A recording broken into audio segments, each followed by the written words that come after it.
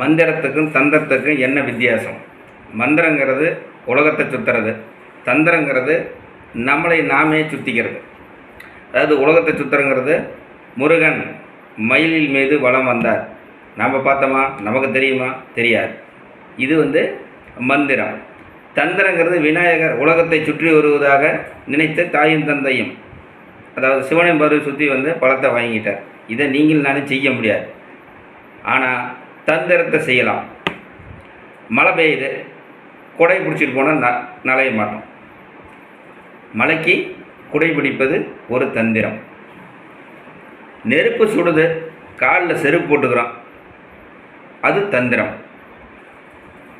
காலில் முள் குத்திடுச்சு, குத்துன இடத்துல விளக்கணை விட்டால் தானாக வெளியே வந்துடும். இந்த இடத்துல கத்திக்கு வேலை இல்லை. இந்த மாதிரி நிறைய விஷயங்களை நமக்கு மந்திரம் யூஸ் ஆக போகிறதில்ல. தந்திரம்